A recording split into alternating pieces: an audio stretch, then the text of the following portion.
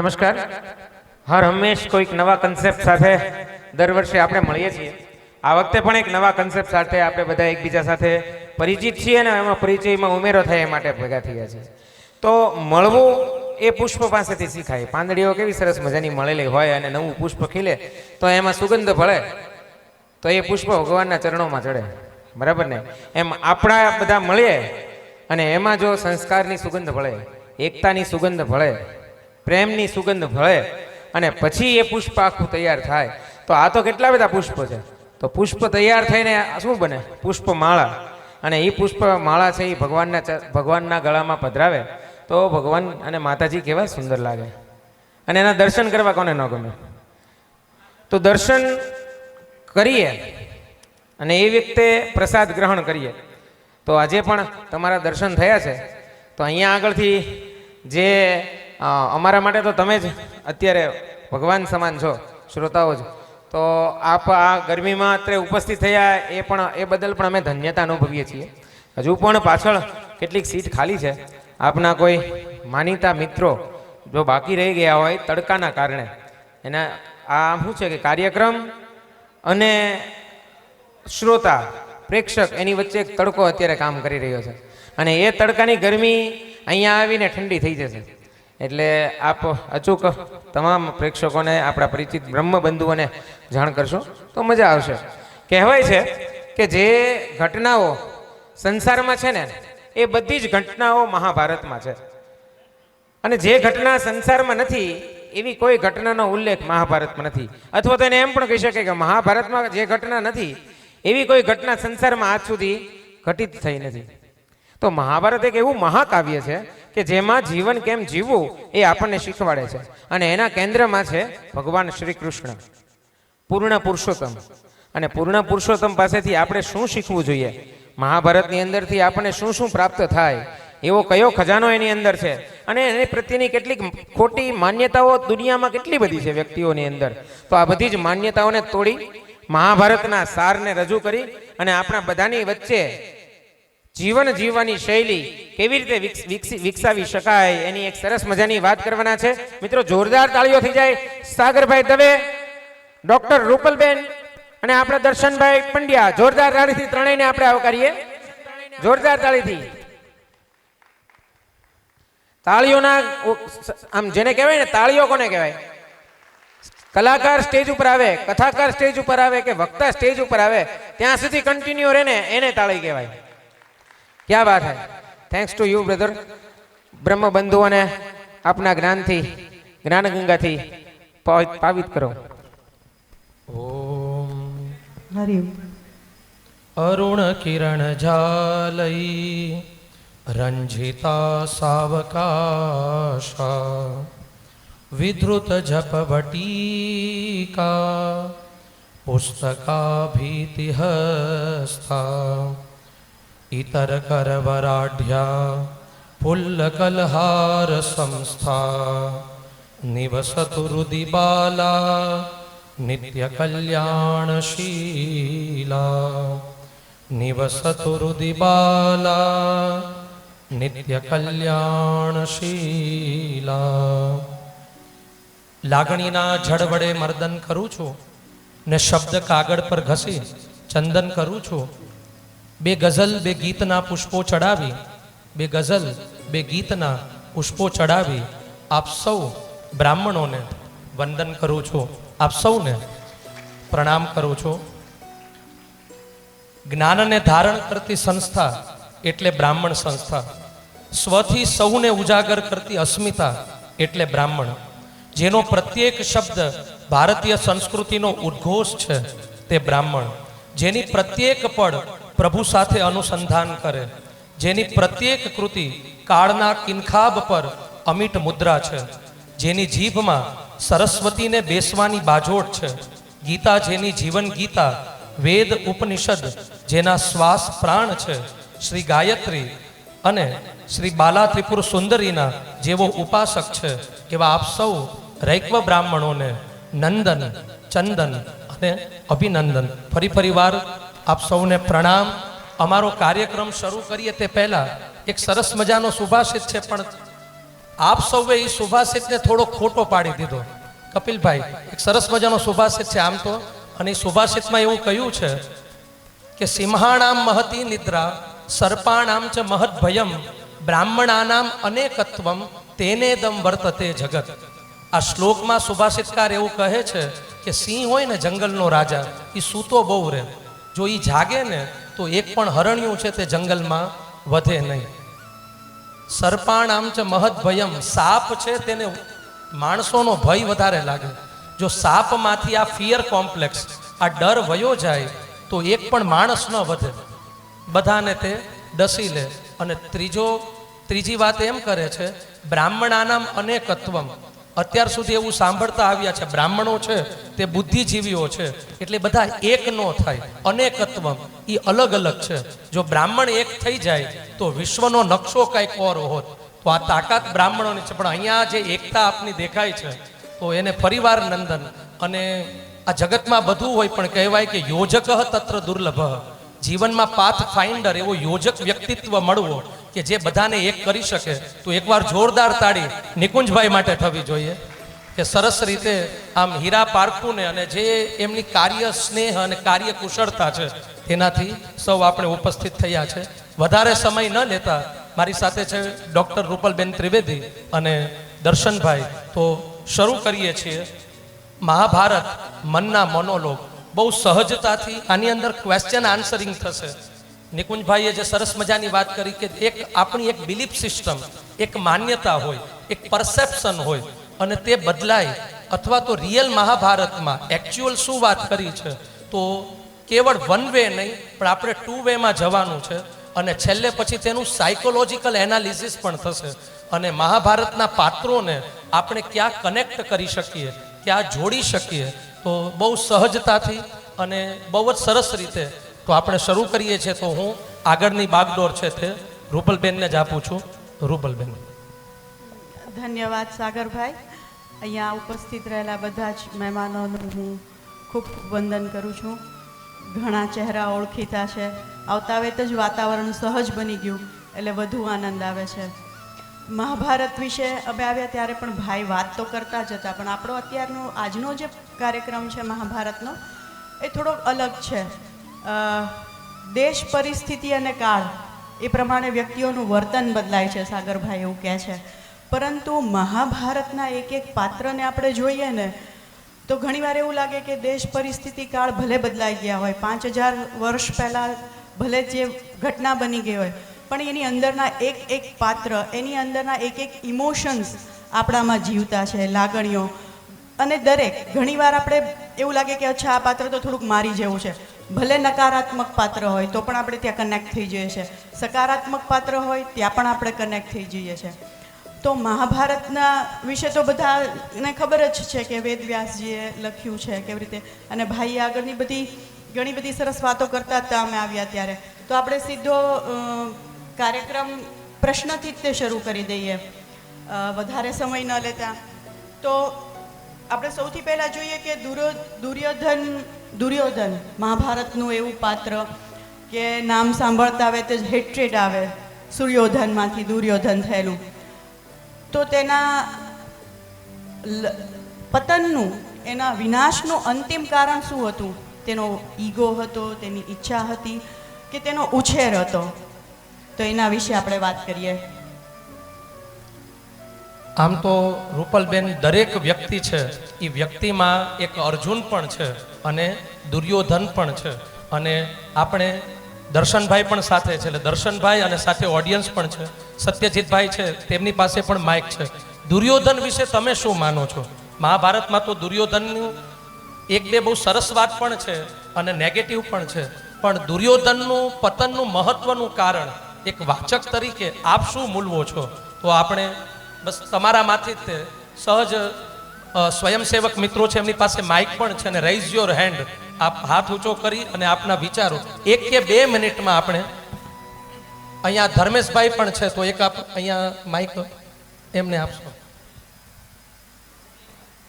Yes મૌલિકભાઈ. આપણો પ્રશ્ન છે કે દુર્યોધનના પતનનું કારણ, તેનું અંતિમ પતનનું કારણ શું હતું?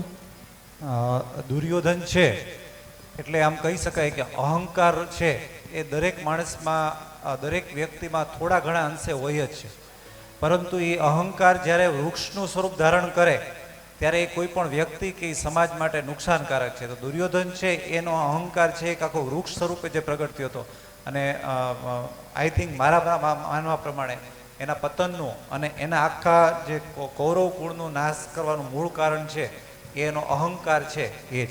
ક્યાં બાત છે. એક જોરદાર તાળી ધર્મેશભાઈ માટે. અત્યારના સમયનો જે ઈગો પ્રોબ્લેમ છે અને ઈગો ક્લેસીસ થતા હોય, પણ એક વાત મૂળ મહાભારતમાંથી જેવો પસાર થયા છે દર્શનભાઈ, દુર્યોધન છે એ દુર્યોધન જ્યારે મરે છે, ભીમ છે તેમની જાંગ તોડે છે અને ત્યારે દુર્યોધન ઉપર પણ પુષ્પવૃષ્ટિ છે તે થાય છે. એક સરસ મજાનું કોટેશન દુર્યોધનના નામે ચડાવી દીધું છે, પણ મહાભારતમાં શ્લોક છે નહીં, પણ સરસ મજાની વાત દુર્યોધનના નામે છે. પણ આ વાત વાંચીએ ને તો આપણને એમ જ થાય કે આ ચોક્કસ અમારી વાત છે. જાનામિ ધર્મમ ન ચ મે પ્રવૃત્તિ, જાનામ્ય ધર્મમ ન ચ મે નિવૃત્તિ, કેનાપી દેવેન હૃદય સ્થિતેન યથા નિયુક્તોસ્મિ તથા કરોમી. કે હું ધર્મને જાણું છું પણ ધર્મનું પાલન કરી શકતો નથી, અને અધર્મને પણ જાણું છું પણ એને છોડી શકતો નથી. આ તો એવું લાગે કે કોઈ 135નો માવો ખાતો હોય અને માવો છૂટે નહીં, અને એ જેની વાત છે ને એવી વાત કાંઈક અહીંયા દુર્યોધનની છે તેવી લાગે. કોઈક મારી અંદર છે અને મારી અંદર એ જેવી પ્રેરણા આપે ને એવો હું થઈ જાઉં છું. પણ દુર્યોધનનો અહંકાર, જેમ ધર્મેશભાઈએ વાત કરી, અહંકાર આટલો બધો ઈગો છે તે વધી ગયો અને એના કારણે કોઈ પણ સામેવાળા માણસને છે ને તે સહજ તુચ્છ ગણતો. પણ એક વાત હજી આગળ પણ આવશે. મહાભારતના 18મા દિવસે વયા જઈએ અને 18મા દિવસનો જે અંતિમ સમય છે, દુર્યોધન છે એકદમ થાકેલો છે અને જલસ્તંભીની વિદ્યા, આ જલસ્તંભીની વિદ્યા એટલે કે પાણીમાં કેવી રીતે શ્વાસોચ્છ્વાસ લેવા બરાબર જાણતો, એટલે પાણીની અંદર સમાઈ જાય છે. અને પાંડવો અને શ્રી દ્વારકાધીશ કૃષ્ણ ત્યાં આવે છે અને દુર્યોધનને એવું કહે છે કે યુધિષ્ઠિર એવું કહે છે કે તું કોઈ પણ એક પાંડવને ચયન કરી લે, એને સિલેક્ટ કરી લે અને તું કે એ હથિયાર એને દેવામાં આવશે, અને જો તું એની સાથે લડીશ અને જીતી જઈશ ને તો આખું હસ્તિનાપુર તારું. આ ક્ષણ મોટામાં મોટી જુગારવાળી હતી. કોના માટે? પાંડવો માટે. અહીંયા ભગવાન કૃષ્ણ, દર્શનભાઈ સૌથી વધારે મૂંઝાઈ જાય છે, પણ કૃષ્ણ હોય ને એટલે કાંઈ રસ્તા થઈ જાય. એટલે દ્વારકાધીશ છે પછી અહીંયા દુર્યોધનના ઈગો ઉપર અટેક કરે છે. તો ઘણીવાર બુદ્ધિ અને બળ આ બંનેનું કોમ્બિનેશન હોય તો વિક્ટરી મળે, વિજય મળે. એટલે અહીંયા પણ દુર્યોધનના અહંકાર ઉપર ભગવાન છે તે આમ પાવર પંચ ન મારતા હોય કે ભાઈ દુર્યોધન, ભીમ સાથે તો તું ક્યારેય જીત્યો જ નથી, ભીમ વિના તો તારે ચાલે જ નહીં. આવા 2-3 વાત કરે છે અને દુર્યોધન છે એ બહાર નીકળી અને સિલેક્ટ કોને કરે છે? ભીમને કરે છે. પણ અહીંયા બરાબર યાદ રાખવા જેવી વાત છે કે ભીમ સિવાય જો કોઈને પણ દુર્યોધન સિલેક્ટ કરત ને તો કોઈ પણ પાંડવ જીતી શકત નહીં. અને બીજી વાત છે, દુર્યોધન છે એને 12 વર્ષ સુધી લોખંડની ભીમની મૂર્તિ બનાવી એટલી પ્રેક્ટિસ કરેલી હોય છે કે જો કાયદેસર જો યુદ્ધ લડવામાં આવત ને તો દુર્યોધનને કોઈ પણ હરાવી શકત નહીં. આવો તે યોદ્ધા હતો. અને આની વીરતાના કારણે જ્યારે દુર્યોધનની જાંગ ભાંગે છે, પછી તો કથા લાંબી છે, ત્યારે બલરામજી પણ આવે છે અને પુષ્પવૃષ્ટિ થાય છે. પણ જો દુર્યોધનમાંથી અહંકાર કાઢી નાખીએ, મહાભારતમાં મજાની વાત એ છે કે આ મનનો એક્સરે છે. દુર્યોધનમાંથી અહંકાર કાઢી નાખીએ તો દુર્યોધન જેવો બીજો કોઈ નાયક છે તે આપણને ન મળે. તો દુર્યોધનમાં અહંકાર તો છે, પણ સાથે સાથે તમે વિચાર તો કરો, સામે દ્વારકાધીશ છે, પાંડવો છે, છતાં પણ કેટલી અક્ષૌહિણી સેના ભેગી કરી શક્યા? ચાલો આ તમને જ પ્રશ્ન પૂછે. બંને અક્ષૌહિણી સેના હતી તો પાંડવોની પાસે કેટલી અક્ષૌહિણી સેના અને કૌરવોની પાસે કેટલી અક્ષૌહિણી સેના? જી સત્યજીતભાઈ. પાંડવો પાસે 7 અક્ષૌહિણી સેના હતી અને કૌરવો પાસે 11 અક્ષૌહિણી સેના હતી. જય હો. 7 અને 11. પણ હવે વિચાર કરો કે દ્વારકાધીશ અને પાંડવો છે તો એ પાંડવો પાસે કેટલી અક્ષૌહિણી સેના થઈ? ખાલી 7. અને કૌરવો પાસે 11. તો આની કાર્યશૈલી પણ કાંઈક હશે ને. બંદે મેં હે દમ, પણ એકમાત્ર અહંકાર અને ઈગો ઇસ્યુના કારણે, ઈગો ટસલના કારણે દુર્યોધન છે એ દુર્યોધન નાયકની જગ્યાએ ખલનાયક બન્યો. હવે આપણે રૂપલબેન પાસે જ જઈએ કે આનું કંઈક સાયકોલોજીકલ એનાલિસિસ આપે જે કર્યું હોય. સાયકોલોજીકલ ઈગો તો હતો જ તે, પણ આપણે એમાં બીજું એક ઉમેરી શકીએ કે દુર્યોધન બહુ મોટો શિકાર હતો કમ્પેરિઝન ડિસઓર્ડર. નાનપણથી જ તે તુલનાત્મક, બીજા બાળકો હંમેશા તેની પોતાની તુલના પાંડવો સાથે કરતો હતો. અને કોઈ પણ જગ્યાએ એવું જાણવા કે જોવા નથી મળ્યું કે તેને જ્યારે તુલના કરતો હોય, કમ્પેરિઝન કરતો હોય, તો તે એનાથી શ્રેષ્ઠ થવા માટે નહીં, પાંડવોથી શ્રેષ્ઠ થવા માટે નહીં, પણ એની તુલના હતી કે તેને હરાવવા માટે, એને પડાવવા માટે. તો આજના સમયમાં આપણે જોઈએ છે કે કમ્પેરિઝન, ઈગો, આપણે ઘણા બધા અત્યારે કનેક્ટ થઈ ગયા છે મલ્ટીમીડિયાથી, ઇન્ટરનેટથી, ઇન્સ્ટાગ્રામથી, ફેસબુકથી. તો એ આપણામાંનો દુર્યોધન ક્યારેક ક્યારેક તો જાગી જ જાય છે. કમ્પેરિઝન આપણે જોઈએ છે કે કોઈ ફોરેન ટ્રીપ પર ગયું છે, તરત ઘરમાં કલેશ ચાલુ થઈ જાય. આપણે તો દોડીને અંબાજી જ જવાનું, તમારે તો કોઈ દિવસ અમને કંઈ આગળ લઈ જ નહીં જવાના, મુંબઈ સુધી નહીં જવાનું. તો આવી હંમેશા એની જે તુલના હતી, ઈગો તો હતો જ તે 100%, પણ એની એક કમ્પેરિઝન કે સતત, અને એમાં ઘણો રોલ એમના પેરેન્ટ્સનો પણ હતો. આપણે જાણીએ છીએ કે નાનપણથી જ બાળકોને સૌથી શ્રેષ્ઠ એના વાલીઓ જોઈ શકે, જાણી શકે. તો જ્યારે તમારું ચાઇલ્ડ, જ્યારે તમારું બાળક આવો કોઈ ટ્રોમામાંથી પાસ થાય છે, ઈગો છે કે કમ્પેરિઝન છે, તો ત્યાં વિધિન અ મોમેન્ટ એલર્ટ થઈ જઈએ. તો અને હંમેશા તુલના, જીતવું એને જીતવું હતું કે શ્રેષ્ઠ નહોતું બનવું, પણ બીજાને હરાવીને શ્રેષ્ઠ બનવું હતું. તો આ એક કમ્પેરિઝન ડિસઓર્ડરનો પણ દુર્યોધન શિકાર હતો, એવું આપણે અહીંયા જોઈ શકીએ. ખૂબ ખૂબ આભાર. અને એટલા માટે જ અત્યારના સમયનો આમ રોગ કહી શકાય કે કા માણસ છે એ કમ્પેરિઝનમાં જીવે છે અને કા પછી તે કોમ્પિટિશનમાં જીવે છે. આ કમ્પેરિઝન અને કોમ્પિટિશન આમાંથી કંઈક બહાર આવે તો જેને યથાર્થ દ્રષ્ટિ છે તે કહી શકાય. દુર્યોધન વિશે તો ઘણી બધી વાતો છે અને ધીમે ધીમે હજી તમારા પણ ક્વેશ્ચન આન્સર છે તે શરૂ થશે. અદિતિબેન કંઈક આપણે એક વાત હતી કે કઈ રીતે શું કામ એ પાત્ર નેગેટિવ છે, તો મારા મતે જો હું કહું ને તો દુર્યોધન છે ને, એ દુર્યોધનનો ઉછેર જો કુંતા માતાએ કર્યો હોત ને તો જે નેગેટિવ પાત્ર છે ને એ પોઝિટિવ પાત્ર હોય. મારા મતે હું એમ કહું છું કે કોઈ પણ બાળક હોય એના એ કેવું બનશે આગળ જતા, એનો સ્વભાવ કેવો હશે, એ કેવું શિક્ષણ લેશે, શું કરશે, એનો સૌથી મોટો આધાર છે ને એના મા બાપ ઉપર રહેલો હોય છે. જો એના મા બાપે એને સારી કેળવણી આપી હોત ને તો આટલું મોટું મહાભારત થયું જ ન હોત. પણ પહેલેથી નાનપણથી જ તું કર્યું, તું શ્રેષ્ઠ, આ અહંકાર પહેલેથી જ એના બાળકમાં રોકવામાં આવ્યો. એને જતું કરવાની ભાવના કે શેરિંગ કરવાની ભાવના એના મા બાપે શીખવાડી જ નથી. એટલા માટેથી એના મહાભારત સર્જણ.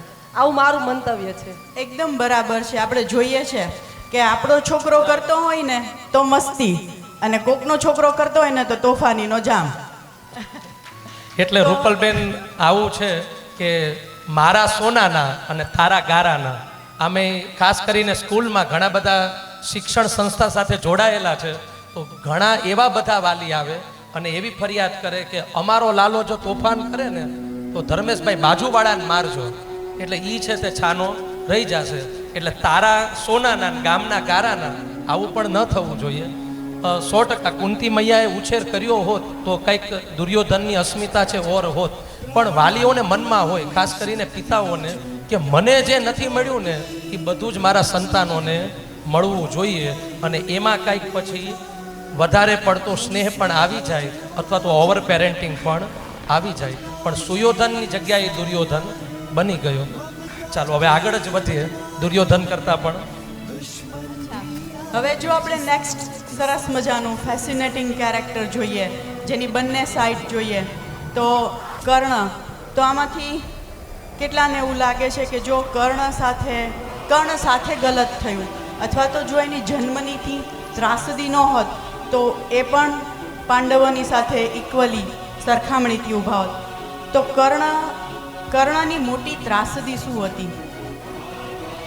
આમ તો કર્ણ નામ સાંભળીએ એટલે આમ એંગ્રી યંગ મેન છે એ યાદ આવે. દર્શનભાઈથી જ શરૂ કરીએ. દર્શનભાઈ પણ કર્ણ વિશે કંઈક લઈને આવ્યા છે અને પછી આપણે ઓડિયન્સ પાસે જ જઈએ કે કર્ણ છે તે આપના મતે શું છે? મહાભારતનું મહાન પાત્ર, એમાં કોઈ શંકાને સ્થાન નથી. વીર પણ ખરા, શૌર્ય પણ ખરું, બુદ્ધિ પણ ખરી, પણ તકલીફ એક જ હતી કે જેટલું શૌર્ય અને જ્ઞાન એની સાથે હતું એટલું જ એનું દુર્ભાગ્ય પણ એની સાથે હતું.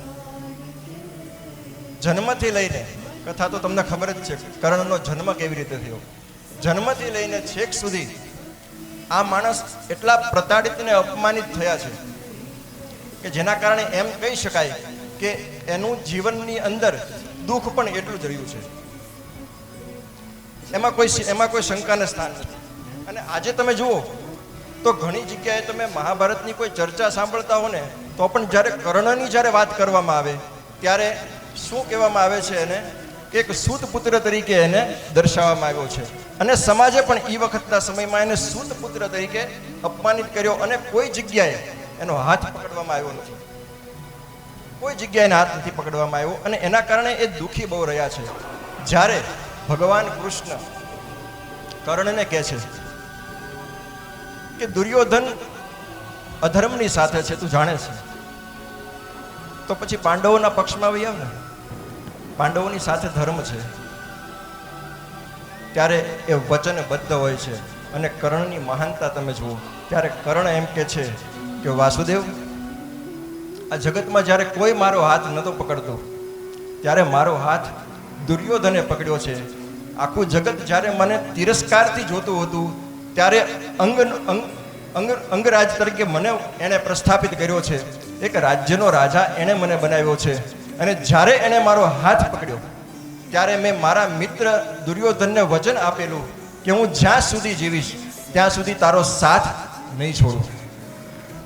માટે વાસુદેવ, કર્ણ પ્રાણ છોડી શકે પણ વચન ન તોડી શકે. આ એક કર્ણની મહાનતા હતી કે જ્યાં સુધી જીવો ત્યાં સુધી એણે મિત્રતા નિભાવી છે. ચોક્કસ એનો જે પક્ષ હતો એ અધર્મથી હતો, પણ એનો આ એક પ્લસ પોઈન્ટ પણ છે. સાગરભાઈ, આમ તો કર્ણ ઉપર સહજ વાત મૂકી ઓડિયન્સ પાસે જ જઈએ. આ જ વાત પણ થોડીક એમાં રૂપલબેન પ્રશ્નમાં ઉમેરો કરી દઉં. અર્જુન તમને શ્રેષ્ઠ લાગે છે કે કર્ણ લાગે છે? કેમ? અને આપની વાત 1 કે 2 મિનિટમાં જ મૂકશો તો હજી આગળ હજી ઘણું બધું પીરસવાનું છે. પધારેલા મહેમાનશ્રીઓનું પણ સ્વાગત છે. અને જી નમસ્તે. કર્ણ સાથે કોઈ પ્રકારનો દુર્વ્યવહાર કાંઈથી નહીં થયો હોય મારું એવું માનવું છે. અને વ્યાસ રચિત મહાભારતમાં પણ કદાચ એવું જ છે. સૂત શબ્દનો અર્થ આપણે ઊંધો લીધેલો છે. સૂત શબ્દનો અર્થ થાય છે ક્ષત્રિય પિતા અને બ્રાહ્મણ માતા દ્વારા થયેલો પુત્ર. એમાં કોઈ નીચી જાતિની કોઈ વાત નથી જે આજકાલના મહાભારતોમાં દેખાડવામાં આવે છે. એવી કોઈ વાત હતી જ નહીં. જો સૂત શબ્દ ખરાબ હોત તો વિરાટના જે સેનાપતિ હતા કિચક એ પણ સૂત હતા. જો સૂત શબ્દ ખરાબ હોત તો કિચકની બહેન, મને નામ હાલમાં યાદ નથી આવતું, પણ વિરાટ રાજાના પત્ની, તો એ રાજપત્ની ન થયા હોત. જો સૂત શબ્દ ખરાબ હોત તો આપણને મહાભારત જ ન મળ્યું હોત. ઉગ્ર સૌતી જેના આધારે આપણને મહાભારત મળ્યું છે. એટલે સૂત શબ્દનો અર્થ જ આપણે યોગ્ય લીધો નથી. સૂત શબ્દનો મિશ્ર જાતિ તરીકે અર્થ લઈ શકાય, જેના 3 કામ હતા. એક, રથ ચલાવવો, સારથીપણું કરવું. બીજું, યોદ્ધા તરીકે રહેવું. અને ત્રીજું, કથા વાચન કરવું.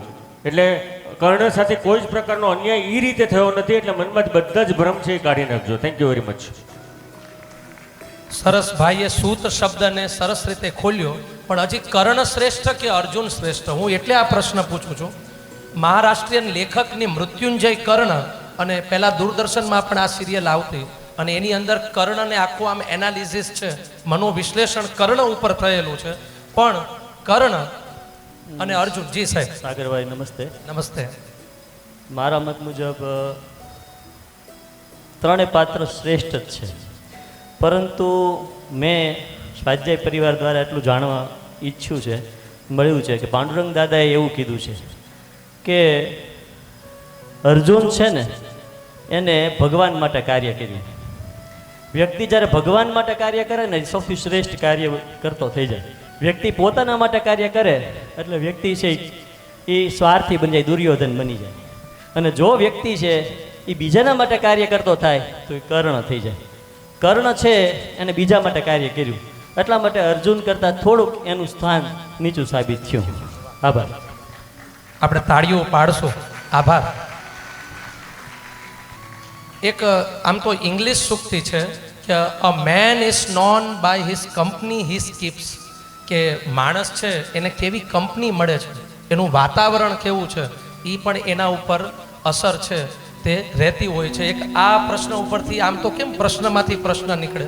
રૂપલબેન, તમારો પ્રશ્ન જો પૂછી જાઉં, મહાભારતમાં ચાંડાળ ચોકડીની વાત છે તો આપણે ઓડિયન્સ પાસે જ જઈએ કે ચાંડાળ ચોકડી, જે ગુજરાતીમાં આપણે શબ્દ વાપરીએ છીએ, મહાભારતની ચાંડાળ ચોકડી કોણ? આમ તો તમે ભાઈ સરસ જ બોલો છો, પણ કોઈ કામ નવા કે આમ હજી પણ મહાભારતની ચાંડાળ ચોકડી કોણ? પાછળથી કોઈ જી મૌલિકભાઈ અહીંયા પણ બા બેઠા છે. આમાં મને લાગે બધા એકબીજાની રાહ જોતા હશે. બાકી ગાયકવાડ જ્ઞાતિમાં બધા વક્તાઓ અને વક્ત્રીઓ જ છે, એ અમને ખબર છે, કારણ કે લલિતાંબિકાના ઉપાસકો બધા. ચંડાળ ચોકડીમાં શકુની મામા, દુર્યોધન, દુશાસન અને કર્ણ, આ 4 પાત્રો આવે છે. ક્યાં બાત છે, જોરદાર તાળી. તો આવો કર્ણ, પણ કર્ણ છે તે ચાંડાળ ચોકડીમાં છે તે ગણાનો. કારણ કે એક તો એને જે વાતાવરણ મળ્યું દુર્યોધનનું, અને જ્યારે પણ તોય અર્જુન અને કર્ણમાં જેમ કૌશિકભાઈએ વાત કરી કે કર્ણનું આખો મિશન અને વિઝન છે ને, તો એ આખું ડિસ્ટ્રેક્ટ થઈ ગયું છે. સ્વાભાવિક છે કે દુર્યોધનના ઋણમાં છે એટલા માટે, અને તે પણ એક કારણ છે. અને એના કારણે ઘણીવાર આપણે વ્યક્તિ બહુ સારો હોય, પણ કોઈકને રાજી કરવા માટે કે કોઈકને સારું દેખાવા માટે વ્યક્તિ છે એ ભૂલ કરી બેઠે. અને એક ભૂલ કે આટલી ભયંકર હતી, જ્યારે ભરી સભામાં કૌરવો જ્યારે દ્રૌપદીના ચીરહરણ થતા હતા, અને ત્યારે કર્ણ છે એ ન બોલવા જેવા શબ્દો છે એક સ્ત્રી માટે છે તે બોલે છે.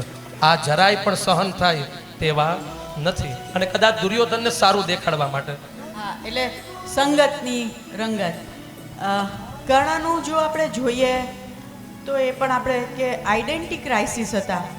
એમને જીવનભર પોતાની ખરેખરની સાચી ઓળખ સમજાણી જ નહીં. જ્યારે વ્યક્તિને પોતાની સાચી ઓળખ, પોતાની ઇનર સ્ટ્રેન્થ, અંદર તે કેટલા સ્ટ્રોંગ છે, જ્યાં સુધી ખબર ન પડે, તો જેવી રીતે ડૂબતા ને તણખલું, એવી જ રીતે કર્ણ પાસે કે એને સામે જે આવ્યું, કે જેણે એને માન સન્માન આપ્યું, ચાહે એ પોતાના સ્વાર્થ માટે આપ્યું, મિત્રતા દેખાડી, પણ એ બ્લાઇન્ડ ફ્રેન્ડશિપ હતી, આંખે પાટા બાંધેલી મિત્રતા હતી તેની દુર્યોધન સાથે. તો કર્ણ હંમેશા પોતાની સાચી ઓળખથી હું એમ આઈ, હું કોણ છું, તેવા દુર્ભાગ્યમાં જ રહ્યા. અને જ્યારે તેને હું એમ આઈ ખબર પડી ગઈ કે હું સૂર્યપુત્ર છું, ત્યારે પણ એક એવા બોજા નીચે દબાયેલા હતા ફ્રેન્ડશિપના, કે પોતે કરેલા કાર્યોના બોજામાં એટલા દબાયેલા હતા કે તે ચાહવા છતાં પાછા ના આવી શક્યા. તો એક તો પોતાની અસલી ઓળખ માટે જ તે જે જીવનભર રહ્યા હોય, તડપતા રહ્યા હોય, એવું એક આપણે કર્ણનું પાત્ર કહી શકીએ. તો આજે આપણે જોઈએ છે કે આપણે ઘણી બધી જગ્યાએ આપણા સંબંધોમાં મૂંઝવણ હોય, આપણે આપણી સેલ્ફ આઈડેન્ટિટી, આપણું પોતાનું વ્યક્તિત્વ ખોવાઈ જતું હોય, તોય તે રોંગ, ખોટા સંબંધોમાં આપણે બંધાયેલા રહે છે. ખબર હોય છે સામેવાળો વ્યક્તિ ખોટો છે, તો પણ આપણે એક સ્ટેન્ડ નથી લઈ શકતા, એની પાસે આપણે સત્ય સાથે નથી ઊભા રહી શકતા, કારણ કે આપણે કોઈક અહેસાનના બોજા નીચે હોઈએ છીએ. અને એવી જ રીતે જોબમાં પણ, નોકરી ધંધામાં, બધી જ જગ્યાએ આપણને ખબર હોય છે કે આપણે કાંઈક ખોટું થઈ રહ્યું છે, આ થવા જેવું નથી, તો પણ આપણે કર્ણની જેમ મૌન રહીને એને સાથે ને સાથે ઊભા રહીએ છીએ. તો જ્યાં સુધી વ્યક્તિને પોતાની ઇનર સ્ટ્રેન્થ પોઝિટિવ વેમાં, પોતાની આંતરિક શક્તિ જ્યાં સુધી ખબર નથી હોતી, ત્યાં સુધી જીવનભર પોતાની ઓળખ માટે વલખા મારે છે. તો કર્ણનું પાત્ર જો સાગરભાઈ આમ જોઈએ ને, તો મહાભારતના 2-3 પાત્રો જટિલ છે, એમાંનું એક જટિલ પાત્ર તરીકે આપણે એને જોઈ શકીએ, કે જાણવા છતાં અજાણ્યા અને પોતાની જ ગિલ્ટના બોજા નીચે. સાગરભાઈએ જે વાત કરી ને કે ન બોલવાના શબ્દો, બહુ ખરાબ શબ્દો જે આપણે જાહેરમાં બોલી ન શકીએ, અને એક સ્ત્રી માટે તો આપણે ક્યારેય વિચારી ન શકીએ કે આપણે આવા શબ્દો એક સ્ત્રી માટે બોલીએ. એવા શબ્દોનો ઉપયોગ એ સભામાં, કૌરવોની સભામાં કર્ણએ કર્યો છે.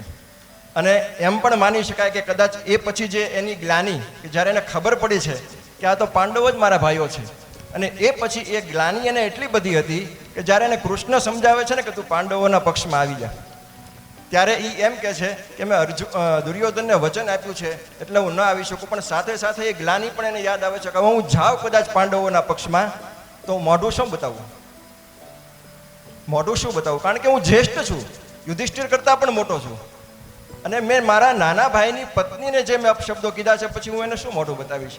એટલે એક કારણ આ પણ હોઈ શકે કે એ ગ્લાનીથી ખૂબ દુઃખી હતો.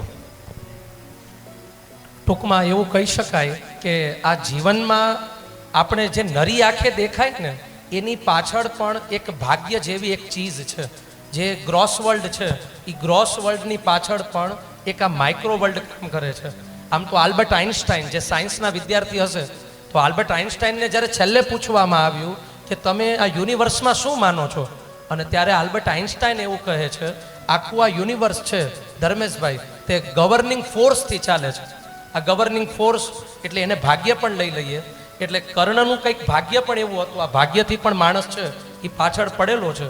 જેમ અર્જુનને ભગવદ્ ગીતા મળી તો કર્ણના યુદ્ધમાં કર્ણના જે સારથી હતા, અહીંયા પ્રશ્ન પૂછું પણ થોડોક સમય ઓછો છે, શલ્ય સારથી હતા અને શલ્ય છે એ એને ડિમોટિવેટ કરતા હોય, નેગેટિવિટી દેતા હોય, અને કર્ણને ભાગ્યની યારી નથી મળી. પણ કર્ણનું સંસ્કૃત સાહિત્યમાં એક ક્વોટેશન, અને એ બધાએ આમ ગાંઠે બાંધવા જેવું છે. જબરદસ્ત વાત કર્ણ કરે છે કે સૂતો વા સૂત પુત્રો વા યોવા કોવા ભવામ્યહમ દૈવા યત્તમ કુલે જન્મ મદા યત્તમ તું પૌરુષમ. દુનિયા મને જે માને તે, પણ મારો જન્મ જે કુળમાં થયો છે ને એ બાય બર્થ છે, પણ મદા યત્તમ તું પૌરુષમ, પણ પુરુષત્વ છે ને એ મારા હાથમાં છે, અને આ પુરુષત્વ છે એ કર્ણએ છે તે બતાવ્યું છે. એટલા માટે જ હરિવંશરાય બચ્ચનની પંક્તિ યાદ આવે કે પુરુષનું પુરુષત્વ છે, પરાક્રમ છે કેવું હોવું જોઈએ. નદી બહી પવન ચલા તું ભી ચલ, અગ્નિશા ધધક ધધક રક્ત में धड़क धड़क भुजा उठी फड़क फड़क, तू सबसे पहले वार कर, तू सिंह सी दहाड़ कर, तू शंख सी पुकार कर, राष्ट्र का उत्थान कर, विजय तेरी वो जय तेरी, चला ही चल चला ही चल चला ही चल चला ही चल. તો આ પૌરુષત્વના પાત્રને પ્રણામ કરી અને હવે આગળ વધીએ. ધન્યવાદ. હમણાં જ સાગરભાઈએ પ્રશ્ન કર્યો હતો કર્ણ અને અર્જુન વચ્ચે કોણ પાત્ર. અર્જુન એકદમ સરળ, સહજ, એકદમ સરેન્ડિંગ પાત્ર, કે ભગવાન જેમ કે એમ, એટલું સરળ પાત્ર મહાભારતમાં કદાચ બીજું કોઈ નહીં હોય. અર્જુન એક વીર પુરુષ હોવા છતાં, શૌર્યવાન હોવા છતાં સરળ એકદમ. તો શું સાગરભાઈ આ જો અર્જુનની અસમંજસ ન હોત, એની વિડંબના ન હોત તો આપણને સરસ મજાની ભગવદ્ ગીતા મળત જ નહીં? કેમ લાગે છે? અદ્ભુત પ્રશ્ન. પણ હવે આપણે શ્રોતાઓને જ પૂછીએ કે અર્જુન વિશે આપનું શું કહેવું છે, અથવા મહાભારતનો કોઈક એવો પ્રસંગ કે જે અર્જુનનું અર્જુનત્વ સિદ્ધ કરતો હોય. હા, એક વાત હું વચ્ચે અહીંયા મૂકી દઉં કે મહાભારતના જેટલા પણ કેરેક્ટર્સ છે, પાત્રો છે, એમાં અર્જુન છે એ એટલે વિશેષ છે કે એ પહેલેથી લઈ અને છેલ્લે સુધી મોડર્ન ટેકનોલોજી સાથે કનેક્ટેડ રહ્યો છે. આ મોડર્ન ટેકનોલોજી એટલે કે અર્જુને ક્યારેય છે ને લર્નિંગ પ્રોસેસ બંધ નથી કરી. દ્રોણાચાર્ય પહેલાં પણ અર્જુનના એક ગુરુ હતા. એ જ્યારે વનમાં હતા પાંડવો પાસે, ત્યારે શુક નામના એક ગુરુ તપસ્વી, એમની પાસે પણ અર્જુન છે એ શીખતા હતા. દ્રોણાચાર્ય પાસે શીખી અને ત્યારે પણ શ્રેષ્ઠ ધનુર્ધર અર્જુન બની ગયા હતા. છતાં પણ વનમાં પણ દિવ્યાસ્ત્રો માટે ભગવાન શિવની ઉપાસના, સ્વર્ગમાં જઈ અને દેવતાઓ પાસેથી લર્નિંગ. તો learning gives to creativity, creativity leads to thinking, thinking provide knowledge, and knowledge makes you great. તો અર્જુનનું આખું કેરેક્ટર જોઈએ કે કૃષ્ણને તો પ્રિય બન્યા, પણ તે પહેલાં અર્જુનની જે લર્નિંગ પ્રોસેસ છે, આ પ્રોસેસ છે તે બંધ થઈ નથી. તો કંઈક એવો પ્રસંગ જે અર્જુનનું અર્જુનત્વ સિદ્ધ કરતું હોય તો આપણે શ્રોતાઓને જ પૂછીએ. જી અહીંયા આગળ મૌલિકભાઈ, આમ કંઈક હોકારો ભણજો આમ, એટલે આમ અમને એમ લાગે કે તમે આમ કંટાળતા નથી. જી બધાને મારા મહાદેવ જય શ્રી કૃષ્ણ. વાત કરીએ ને તો એક મને નાનો એવો પ્રસંગ યાદ આવે છે જે મારા નોલેજ મુજબ હું વાત કરું છું. તો યુદ્ધ કહેવાય ને કે હજી મધ્યાહને પહોંચી ગયું હતું અને કૌરવ સેનામાંથી દર વખતે સેનાપતિ ભીષ્મ પિતામહને દર વખતે કહે તમે અમારી બાજુ છો કે પાંડવમાં છો. દર વખતે તમે કે અર્જુનનો ને એ બધાનો આમ ટીમમાં ગયો છો. તો ત્યારે ભીષ્મ પિતામહજીએ પ્રતિજ્ઞા કરી કે કાલનો દિવસ પૂરો થાય અને સાંજ પડે એ પહેલાં અર્જુન જીવતો નહીં રહે. અને ભીષ્મ પિતામહની પ્રતિજ્ઞા એટલે એ કહેવાય ને કે લોઢામાં લીટો, એ ક્યારેય બદલાય નહીં ને એ બોલે એટલે એ થવાનું છે. આખા પાંડવોની શિબિરની અંદર કહેવાય ને કે હાવ શાંતિ છવાઈ ગઈ, બધા ચિંતામાં પડી ગયા. ભગવાન શ્રી કૃષ્ણ આટો મારવા નીકળે છે કે બધા શું કરે છે, કાલનો દિવસ તો છેલ્લો છે. તો પહેલાં જાય છે તો યુધિષ્ઠિરજી ચિંતા કરતા હતા કે શું થશે, કેમ કે એમને તો ભીષ્મ પિતામહજીની બધી ખબર છે કે એમને એકવાર પ્રતિજ્ઞા લીધી એટલે પૂરું થઈ ગયું. અને સહદેવ અને નકુલ દવાઓ બનાવે છે કે કાલ કદાચ અર્જુનને કાંઈ થઈ જાય તો હું એ સમયે આપણી પાસે જડીબુટી હશે તો જલ્દીથી એને બચાવી શકશું. ભીમ એની ગદાથી અને બીજા બધાને બોલાવીને પોતાના ઉપર વાર કરાવતા હતા કે હું હજી મજબૂત બનું ને કાલ કદાચ મારે જરૂર પડે તો હું અર્જુનનો ઢાલ બનીશ. આ રીતની અડધી રાત થઈ ગઈ છે અને ખૂબ બધા ચિંતામાં હતા. ત્યારે પછી ધીરે ધીરે છેલ્લી શિબિર અર્જુનની હતી. ત્યાં જઈને કૃષ્ણ ભગવાન જોવે છે કે અર્જુન શું કરે છે. તો અર્જુન એક હાથ દઈને ઘસઘસાટ સૂવે છે. એને ખબર છે કે કાલે મેં મારી પ્રતિજ્ઞા ભીષ્મ પિતામહે લીધી છે અને મારો આ છેલ્લો દિવસ છે કાલે, છતાં બી સૂવે છે. તો કૃષ્ણ ભગવાન એને જગાડે છે કે ભાઈ તું કેમ સૂવે છો, તને કંઈ ચિંતા નથી, તારેથી સુવાય કેમ, તું તને કંઈ ચિંતા નથી, તું કેમ સૂવે છો. ત્યારે અર્જુન માત્ર એક જ લાઈનની અંદર જવાબ દે છે કે માધવ તમે જાગો છો ને. ક્યાં બાત હે, બહુ સરસ ભાઈ. તમે છો તો મને ચિંતા છે નહીં. તો આવી એક શરણાગતિનો ભાવ ત્યાર પછી જી બોલો જી સત્યજીત. અર્જુનના અર્જુનત્વ ઉપર જો વાત કરીએ આપણે તો ખાસ કરીને જ્યારે વિરાટ નગરીમાં એ ગુપ્તવાસમાં રહેતા હોય છે અને જ્યારે પાંડવો છે એ બધા ત્યાં અલગ અલગ છે એ નામોથી છે એ રહેતા હોય છે વિરાટ રાજા પાસે. અને ત્યારે બૃહન્નલા તરીકે પાત્ર અર્જુનનું હોય છે, નર્તકીનું. અને જે ગાયો છે એ કૌરવો ચોરી જાય છે વિરાટ રાજાની. અને એ ગાયોને બચાવવા માટે થઈને વિરાટ પાસે એટલી કાંઈ મોટી સેનાઈ નથી વિરાટ રાજા પાસે. જે કૌરવો પાસે જે બધા યોદ્ધાઓ છે, મહારથીઓ છે, કર્ણ અને ભીષ્મ પિતામહની બધા, આ બધા જ યોદ્ધાઓ હોવા છતાં સામેની સાઈડમાં એક અર્જુન છે, માત્ર ગાંડીવ છે પાસે. ત્યારે તો ભગવાન કૃષ્ણ પણ ત્યાં નથી. અને માત્ર એને સ્મરણ કરીને એ યુદ્ધની શરૂઆત કરે છે. ભીષ્મ પિતામાંથી માંડીને કર્ણ સુધીના, અશ્વસ્થામા સુધીના, દ્રોણાચાર્ય સુધીના એક પછી એક મહારથીઓને એકલો પરાસ્ત કરે છે. આ અર્જુનનું અર્જુનત્વ ન હોઈ શકે. ક્યાં બાત હે, બહુ સરસ. જી ભાઈ 1 મિનિટ 2 મિનિટમાં આપ પૂરું જ કરી દો છો એટલે વિનંતી કે જેમ બને એમ ઓછા સમયમાં. અર્જુન એટલે હતો કેમ કે બહુ સરસ સ્ટુડન્ટ હતો. યસ. નાનપણથી લઈ દ્રોણાચાર્યનો એક નાનકડો કિસ્સો છે કે આને દ્રોણાચાર્ય ખાલી એટલું કીધેલું કે આને અંધારામાં જમવાનું ન આપતા. અંધારામાં જમવાનું ન આપતા અને કુદરતનું કરવું ને એક દિવસ હવાની લહેરખી આવી અને સંધ્યા સમયનું જે જમવાનું હતું એમાં દીવો બુઝાઈ ગયો. ત્યારે જોયું કે ભીમ ચાવતો હતો. કે ભાઈ તું જમે જ કેવી રીતે? તો કે મને છે ને આ જન્મથી આદત છે, જમી તો શકાય જ નહીં. કે હાથ એની મેળે મોઢામાં જાય. કે જો કે ભીમનો હાથ જો એની મેળે મોઢામાં જઈ શકતો હોય તો હું અંધારામાં તીર કેમ ન ચલાવી શકું? આવી રીતે એ તીર ચલાવતા જાતે શીખ્યો. એને સ્વર્ગમાં મોકલ્યો, ત્યાં અપ્સરાનો શ્રાપ મળ્યો. ત્યાં ગંધર્વો પાસે એણે મ્યુઝિકની એટલે કે સંગીતની અને નૃત્યની શિક્ષા લીધી. એ પણ પૂરું નહોતું, કોઈ દિવસ હાર્યો નહીં, છતાં પૂરું ન થયું. યુદ્ધની પહેલા કૃષ્ણ પાસે પણ સ્ટુડન્ટ બનીને જાય છે. એ જિંદગીભર સ્ટુડન્ટ રહ્યો એટલે જ અર્જુન મહાન છે. બહુ સરસ મજાની વાત. અને એટલા માટે ભગવદ્ ગીતાનો પણ જે કેન્દ્રવર્તી શ્લોક છે, બ્રહ્મણ્યાધાય કર્માણી સંગમ ત્યક્ત્વા કરોતિ યહ લિપ્યતે ન સ પાપેન પદ્મપત્રમ ઇવાંભસા, કે ઘણા બધા લાઈફના છે ને અમેઝિંગ સિક્રેટ હોય છે અને તે શ્રેષ્ઠ પુરુષો દ્વારા ખુલતા હોય છે. તો એક અમેઝિંગ સિક્રેટ અને તે છે, તમારે મારી સાથે ઇંગ્લિશ વર્ડ છે થોડાક બોલવાના છે.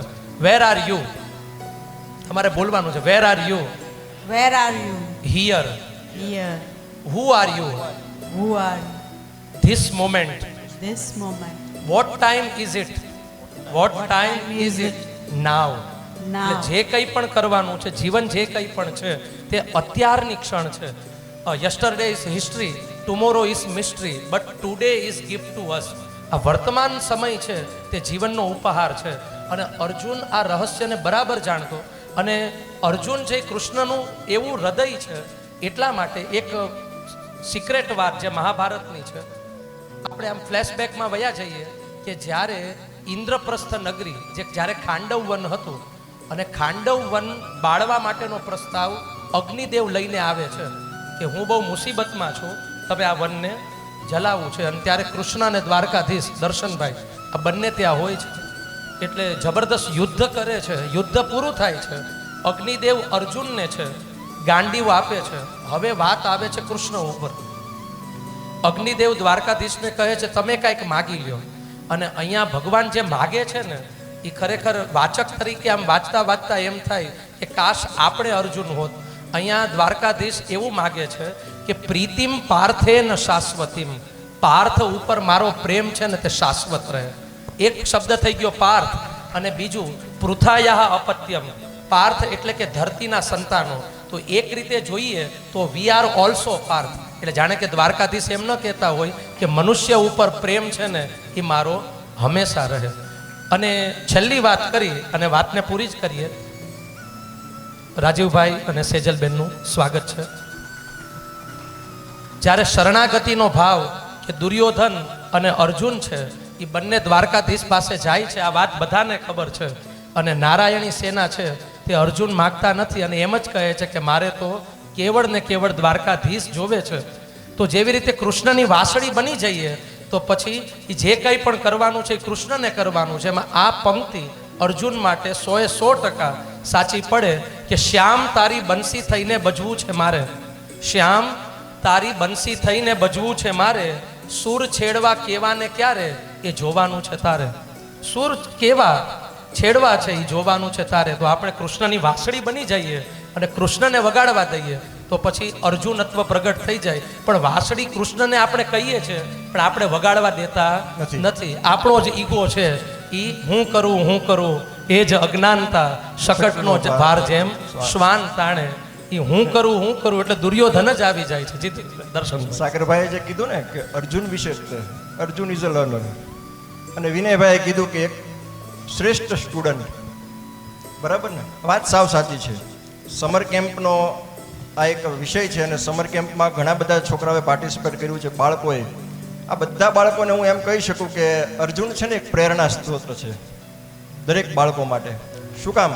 કારણ કે 2 દિવસ પહેલાં જ મારે ને સાગરભાઈને એમ બધા બેઠા હતા ત્યારે જ ચર્ચા થઈ હતી કે જ્યારે બાળપણમાં ગુરુ દ્રોણ પાસે ધનુર્વિદ્યા શીખતા, શસ્ત્ર જ્ઞાન લેતા, એ દરમિયાન ક્લાસ હોય ને ત્યારે તો બધા ભણતા જ હોય, સ્વાભાવિક છે. ક્લાસ પૂરો થાય એટલે બીજા બધા છોકરાઓ રમતા હોય, પણ ધનુષ્ય બાણ લઈ એક બાજુ જઈ અર્જુન પ્રેક્ટિસ કરતા હોય.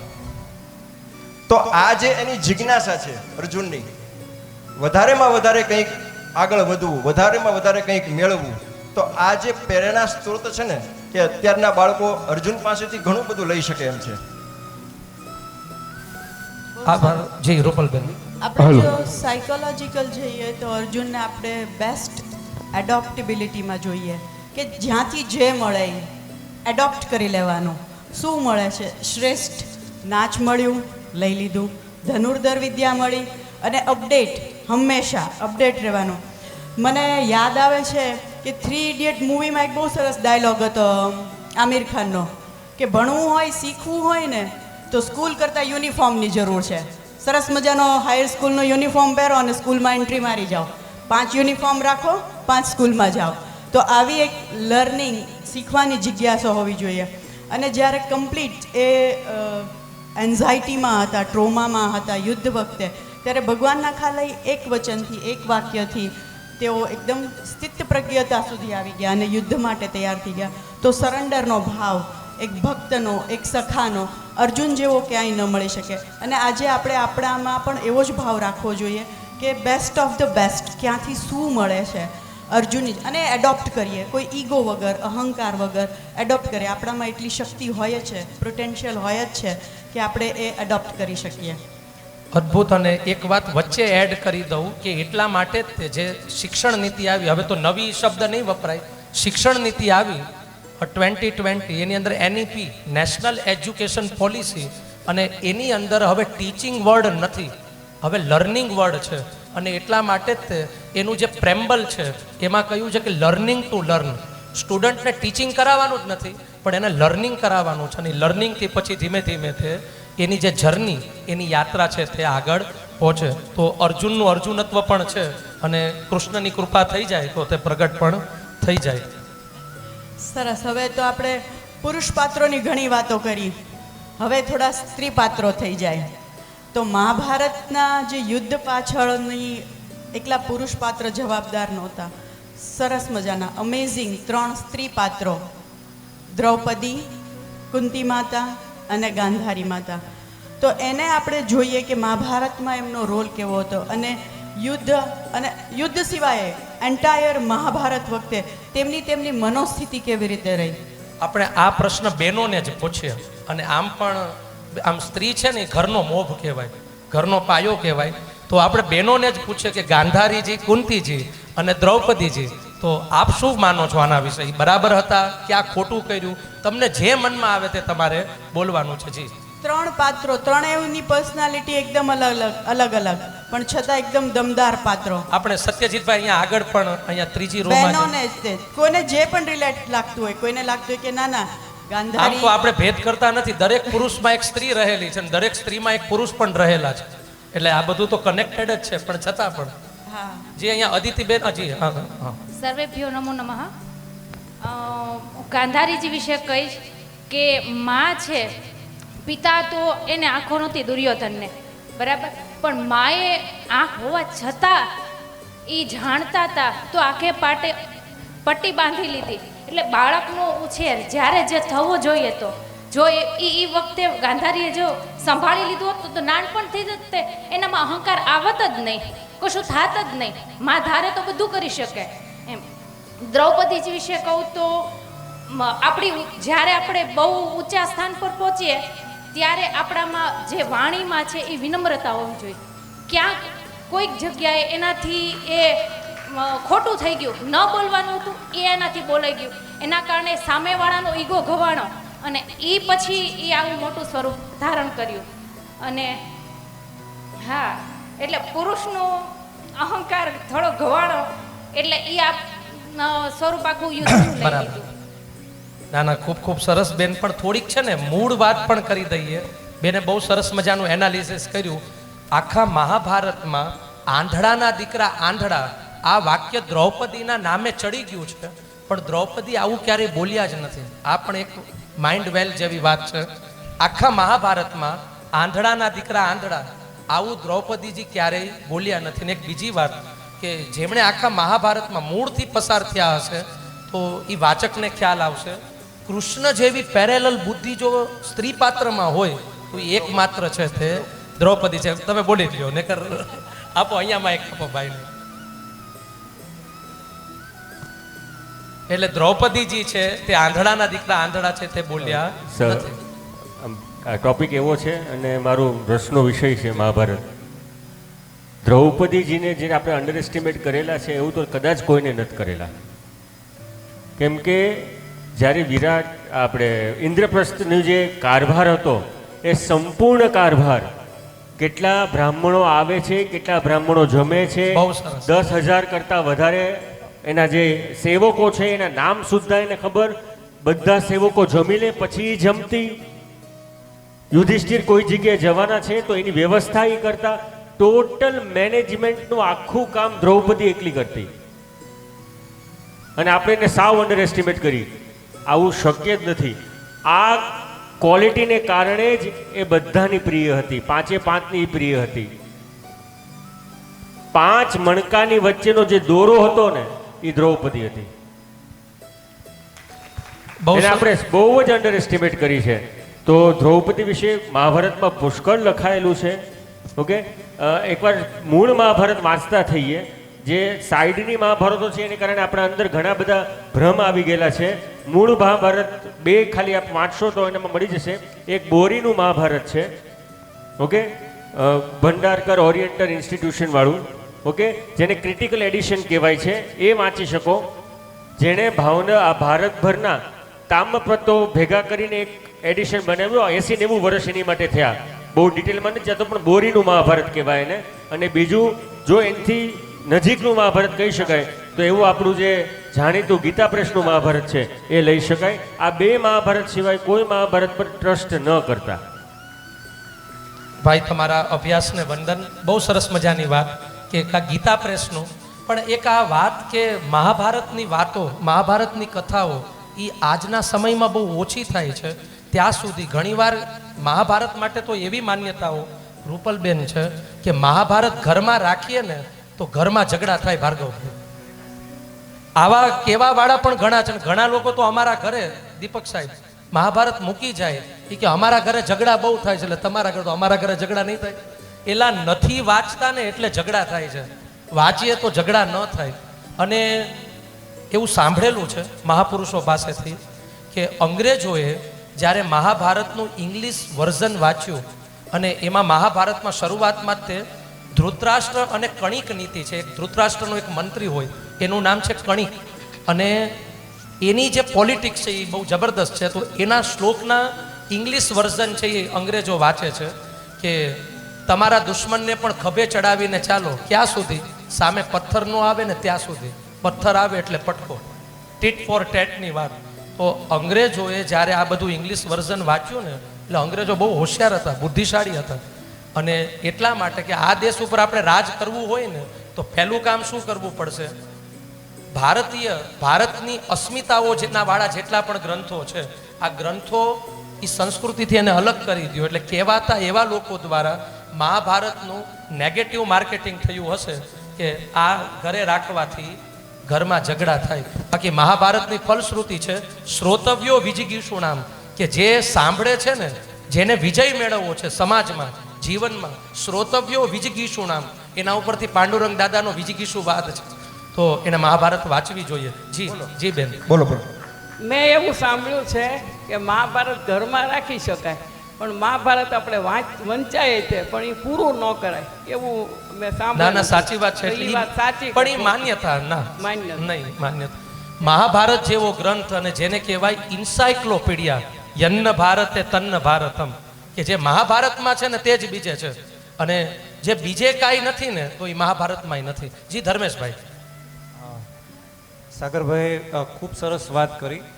એમાં અત્યારે જે મારી પાસે વાંચું છું ગુણોત્સવનું મહાભારત છે, મહાકાવ્ય, એની અંદર એમણે કીધું છે કે આપણે સંસ્કૃતિને ટકાવી રાખવી હોય તો આપણી પાસે જે સંસ્કૃત ભાષા છે, જે ગ્રંથો છે, એનું ઓરિજિનલ સંસ્કૃતમાં જો આપણે શીખીએ તો આલ્બર્ટ આઇન્સ્ટાઈન પાસે ભારતના એક વૈજ્ઞાનિક ગયા અને ત્યારે એણે એટલું જ કીધું, એનું અભિવાદન છે એ આઇન્સ્ટાઈને સંસ્કૃત ભાષામાં કર્યું.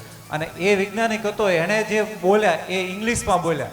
ત્યારે એણે કીધું તમે ભારતમાંથી આવો છો ને સંસ્કૃતમાં છે એ બોલી નથી શકતા, તો આ અને બધા એના ગ્રંથો પણ બતાવ્યા. તો આપણે મૂળ વસ્તુ છે, ભાઈએ વાત કરી એમ કે મૂળ વસ્તુ જ્યારે સંસ્કૃત શીખીએ ત્યારે આ વસ્તુ છે એને આપણે પચાવી શકીએ છીએ. Thank you. ધન્યવાદ. ને એટલા માટે જ કહેવાનું મન થાય કે પુરાની પ્રથા સે ગયે ઉબ હે હમ, નઈ સંસ્કૃતિ સે ભી ઘબરા રહે હૈ, નહીં કુછ સમજતે કિए जा रहे हैं, प्रभु जाने अब हम कहा जा रहे हैं, प्रभु जाने अब हम कहा जा रहे हैं. સમય જઈ રહ્યો છે એટલે હવે આગળનું પાત્ર જ લઈ લઈએ.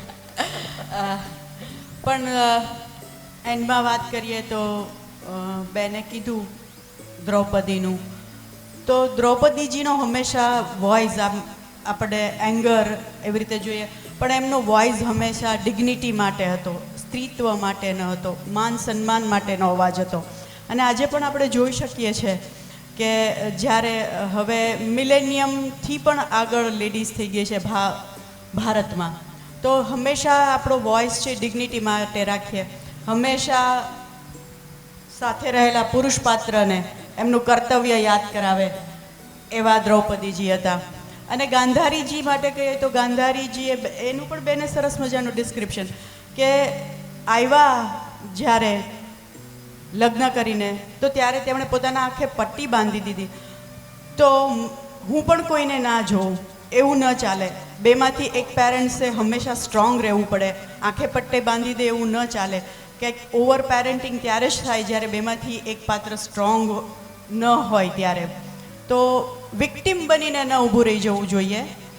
બંને માતા કુંતી તે એઝ વેલ એઝ સ્ટ્રોંગ પાત્ર. પણ હવે આપણે સ્ત્રી પાત્રમાંથી એક રૂપલબેન વચ્ચે જ આ વાત કરી દઉં કે ઘણીવાર જે તે સમયના એક મૂલ્ય હોય છે. દાખલા તરીકે મહાભારતકાલીન જે સમય હતો તો એમાં કોઈ પગે લાગતા, પ્રણામ કરતા તો એમને એવા આશીર્વાદ દેતા કે અષ્ટપુત્ર સૌભાગ્યવતી ભવ. એટલે કોઈ પણ સ્ત્રી હોય તો એ સમયે એવા આશીર્વાદ દેતા કે તારે 8 સંતાનો થાય. હવે એ આશીર્વાદ અત્યારે લાગુ કરીએ તો કેટલું વિચિત્ર અથવા તો કેટલું હાસ્યાસ્પદ લાગે. એમ ગાંધારીજી બરાબર છે કે આમ પટ્ટી બાંધી લીધી, પણ એ સમયનો પણ તે એક પતિવ્રતા ધર્મ હતો. પણ એક વાત મજાની છે કે જ્યારે યુદ્ધ શરૂ થયું અને ત્યારે દુર્યોધન પ્રણામ કરવા જતો અને ગાંધારીને એમ કહેતો કે અંબા જય ભવતું મેં, એટલે કે માં મને તું આશીર્વાદ આપ કે મારો વિજય થાય. ત્યારે ગાંધારીજી બોલતા યતો ધર્મ તતો જય. ભાઈ જય તો કોનો થશે? જે આ ધર્મ છે ત્યાં. તો ત્રણ જે સ્ત્રી પાત્ર છે, જેમ તેજ રેખાઓ છે આમ તેજ તર્રાટ નારી તું કભી ન હારી, એમ ગાંધારીજી પણ હોય, દ્રૌપદીજી પણ હોય અને કુંતીજી પણ હોય. દ્રૌપદીજીએ તો એવું સ્ટેટમેન્ટ આપેલું કે જે માણસ અમર્ષ શૂન્ય છે, જેને થોડોક પણ ક્રોધ ન હોય, એટલા માટે આપણા શાસ્ત્રોમાં ઉપનિષદમાં મન્યુ શબ્દ આવ્યો છે. પરમાત્માને એવી પ્રાર્થના કરી છે મન્યુ રસી મન્યુમયી દેહી. આ મન્યુ અને ગુસ્સામાં છે ને અંતર છે. જ્યારે આપણા સ્વાર્થ માટે કોઈને દાવ લેવામાં આવે, સ્વાર્થમાં ખલેલ પડે અને જે ઉત્પન્ન થાય તે ક્રોધ, પણ ધર્મ માટે કંઈક ખોટું થતું હોય અને હથિયાર ઉપાડવામાં આવે. આપણી વચ્ચે પરમ પૂજ્ય સ્વામી શ્રી પરમાત્માનંદ સરસ્વતીજી પધાર્યા છે. આપણે સૌ ઊભા થઈ એમનું સ્વાગત કરીશું. बागों में जब बसंत आती है तब बाहर आता है और जीवन में जब संत आता है और तब बाहर आता है. અને ખરા અર્થમાં આપણે અહીંયા ખરા અર્થમાં બહાર સંત આવ્યા છે અને ખરા અર્થમાં જીવન છે તે બહાર થઈ ગયું. આપણે સૌ આપણું સ્થાન છે તે લઈ લેશું. થોડીક વાર આપણો આ કાર્યક્રમ શરૂ રહેશે અને પછી આપણે સ્વામીજીની જે અગ્નિબાણ, જે તેજોમય વાણી છે તે સાંભળવાની છે. તો એક વાત આપણી આ પૂરી કરી અને આપણે અહીંયા અલ્પ વિરામ આપી. હજી ઘણું બધું, હજી આપણે કૃષ્ણ સુધી પહોંચવાનું હતું, ધૃતરાષ્ટ્ર સુધી પણ પહોંચવાનું હતું. પણ એક ડૉક્ટર વિન્ટરનીસ નામના એક લેખક થઈ ગયા ને એમણે જ્યારે મહાભારતની ઇંગ્લિશ એડિશન વાંચી અને ખાસ કરીને કુંતીજીના વાક્યો, જ્યારે કૃષ્ણ ભગવાન છે તે વિષ્ટિ કરવા જાય છે અને પછી કુંતી મૈયાને મળે છે, અને કુંતી ત્યારે મૂળ મહાભારત જેમણે વાંચી હોય તો ત્યારે વિદુલાની વાર્તા કહે છે કે ક્ષત્રિયનું ક્ષત્રિયત્વ કેવું હોય. અને એ વિદુલાની વાર્તા દ્વારા કૃષ્ણ ભગવાનને કહે છે કે કહી દેજો પાંડવોને કે ક્ષત્રિયાણી છે ને એટલા માટે દીકરાને છે ને જન્મ આપતી હોય, સમય હવે આવી ગયો છે. આ અગ્નિ મંત્રો કુંતીજીના સાંભળી અને ડૉક્ટર વિન્ટરનીસ એમ લખે છે કે આ અગ્નિ મંત્રોને સોનાની ફ્રેમમાં છે એ મઢાવીને ઘરે ઘરે રાખવા જોઈએ, તો કોઈ પણ કાયર છે એ સમાજમાં નહીં જન્મે. અને ત્રણ સ્ત્રીઓ છે. ભગવદ્ ગીતામાં આમ તો પુરુષની વાત છે, પણ સ્ત્રીઓની વાત આવીને ત્યારે એક નહીં પણ 7 ગુણો છે તે વિભૂતિ યોગમાં યોગેશ્વર શ્રી કૃષ્ણ કહે છે કે કીર્તિ શ્રી વાક્ય નારીણામ સ્મૃતિર મેધા ધૃતિ ક્ષમા, કે દરેક સ્ત્રીમાં કીર્તિ, વાણી, ધૃતિ, ક્ષમા આવા બધે વગેરે વગેરે ગુણો છે તે હું છું. તો આ ત્રણે સ્ત્રી પાત્રો વંદનીય છે અને તેમને પ્રણામ કરવાનું જ સહજ રીતે. સાગરભાઈ જે કુંતાજીની વાત કરી એની મહાનતાનો એક પ્રસંગ મહાભારતમાં પણ ખૂબ અદ્ભુત છે કે પાંડુ મહારાજના 2 પત્ની છે, માદ્રી અને કુંતી. જ્યારે પાંડુ મહારાજનું અવસાન થાય છે ત્યારે માદ્રી સતી થવા તૈયાર થાય છે અને ત્યારે માદ્રીના જે 2 સંતાનો છે નકુલ અને સહદેવ, અને કુંતાજીના 3 સંતાનો છે ભીમ, અર્જુન અને ધર્મરાજ. તો જ્યારે સતી થાય છે ત્યારે માદ્રી એટલું જ કહે છે કુંતાજીને કે બેન, મારા આ બંને પુત્રો છે તમને સોંપીને જાઉં છું. તમારા પુત્રોની જેમ આનું જતન કરજો. અને કુંતાજી એવું જ કરે છે, એ વચનનું પાલન કરે છે. એ બંને પુત્રોનું એવી રીતે જતન કરે છે કે આખા સમાજને કોઈ એવું ન કહી શકે કે આ પાંચેય પુત્રો માદ્રી અને કુંતીના છે. બધાને એમ જ લાગતું કે આ પાંચેય પુત્રો જે છે પાંડવો એ કુંતીના જ છે. અને આજે પણ ઘણાને એ વસ્તુ ખબર છે. અને હવે છેલ્લી વાત, એક વાત અમારે ખાસ ધૃતરાષ્ટ્રની કરવાની હતી. સ્વામીજી છે તો સ્વામીજીની સાક્ષીમાં જ આ વાત મૂકવાની હતી. સહજ આપણને પ્રશ્ન થાય કે મહાભારતનો મહાનાયક કોણ અને મહાભારતનો ખલનાયક કોણ? અને ક્વેશ્ચન આન્સરિંગ કરીએ તો જવાબ અલગ અલગ હોય. કોઈક દુર્યોધન કહે છે, કોઈક શકુની કહે છે, પણ અહીંયા મહર્ષિ વેદ વ્યાસજી જ કહે છે મૂલમ ધૃતરાષ્ટ્ર અમનીષી. મહાભારતનો ખલનાયક હોય તો તે પોતે ધૃતરાષ્ટ્ર છે. અને ત્યાં સુધી જો જેને અભ્યાસ હોય તો 5000 વર્ષમાં જેટલા પણ ગ્રંથો લખાયેલા છે અને એમાં જેટલા પણ વિલનના કેરેક્ટર છે, અને એ વિલનના કેરેક્ટરમાં જો કોઈને ઓસ્કાર દેવાનો આવે ને તો એ ઓસ્કાર ધૃતરાષ્ટ્રને મળે. આટલો બધો ખૂંદો, પોતાના ભાવ ક્યારેય પ્રગટ જ નથી કર્યા. સંસ્કૃત સુભાષિત તો એમ કહે છે મુખમ પદ્મ દલાકારમ વાણી ચંદન શીતલા હૃદયમ ક્રોધ સંયુક્તમ ત્રિવિધમ ધૂર્ત લક્ષણમ. ઉપરથી બહુ સારા રે, અંદરથી ભડભડતો અગ્નિ છે તે વહેતો હોય, અને બોલે એવું મીઠું કે સામેવાળાને ડાયાબિટીસ થઈ જાય તો સમજી લેવાનું આ ધૂર્તના લક્ષણ છે. તો આ ધૃતરાષ્ટ્ર છે ને એ કેરેક્ટર છે. અને એના કારણે તે દુર્યોધન છે એ વંઠેલનો વારસદાર બનેલો. પણ એનું કારણ છે તે ધૃતરાષ્ટ્ર છે. ને કૃષ્ણ માટે તો કાંઈ કહેવાનું જ ન મન થાય કે ભીષ્મ, દ્રોણાચાર્ય, આમાં કાંઈ કહેવું જોઈએ કે આ બધા બંધારણવાદીઓ હતા. પણ કૃષ્ણ છે ને એવા ક્રાંતિકારી છે કે સત્યસ્ય મૂલમ શ્રેય, સત્યનો હેતુ શ્રેય છે, સમાજનું કલ્યાણ થાય. અને કૃષ્ણનું કૃષ્ણત્વ છે એ જ્યાં જ્યાં છે ને ત્યાં કૃષ્ણનું વિભૂતિ મહત્વ છે પ્રગટ થયું છે. અને છેલ્લે રામધારીસિંહ દિનકરજીની પંક્તિ દ્વારા જે ભગવાન દ્વારકાધીશ જ્યારે વિષ્ટિ કરવા જાય છે અને એ પંક્તિ લખે છે, એ વાત દ્વારા અમારા મહાભારતના મનના મોનોલોગને અમે પૂર્ણ કરીએ. દો ન્યાય અગર તો આધા દો, अगर उसमें भी यदि बाधा हो तो दे दो केवल 5 ग्राम, रखो अपनी धरती तमाम. दुर्योधन वो भी दे न सका, आशीष समाज की ले न सका. उल्टे हरि को बांधने चला, जो था असाध्य साधने चला. जब नाश मनुज पर छाता है, पहले विवेक मर जाता है. हरि ने भीषण हुंकार किया, अपना स्वरूप विस्तार किया. डगमग डगमग दिग्गज डोले, भगवान कुपित होकर बोले, जंजीर उठाकर साध मुझे, हा हा दुर्योधन बांध मुझे. तो ले मैं भी अब जाता हूँ, अंतिम संकल्प सुनाता हूँ. याचना नहीं अब रण होगा, याचना नहीं अब रण होगा. जीवन जय कि मरण होगा. टकराएगे नक्षत्र निखर, बरसेगी भू पर वहनी प्रखर. फणशेष नाग का डोलेगा, विकराल काल मुंह खोलेगा. दुर्योधन रण ऐसा होगा, फिर कभी नहीं जैसा होगा. सौभाग्य मनुज के फूटेगे, वायस श्रृगाल फल लूटेगे, वायस श्रृगाल फल लूटेगे. મહાભારતના મહાનાયક શ્રી કૃષ્ણને પ્રણામ કરી અને સ્વામીજીના આપણે અગ્નિ મંત્રો સાંભળવાના છે. એક જોરદાર તાળી તમારા માટે થવી જોઈએ. આપ સૌ જે વાચક જે અમને જવાબ મળ્યા છે તે અનબિલિવેબલ, અને ઘણા એવા પણ હતા કે કદાચ એવું લાગે કે ક્યાં બોલવું, પણ તમારા જે જવાબો છે આ ખરા અર્થમાં બ્રાહ્મણનું બ્રાહ્મણત્વ છે એ કેવું હોય એ સહજ રીતે દર્શન થાય. આપ સૌને પ્રણામ સાથે અમારા કાર્યક્રમને અહીંયા અલ્પ વિરામ આપીએ છીએ. ફરીવાર નિકુંજભાઈનો પણ આભાર કે એવી સરસ મજાની અમને આ તક આપી. થેન્ક યુ, ધન્યવાદ. જય શ્રી કૃષ્ણ. Thank you.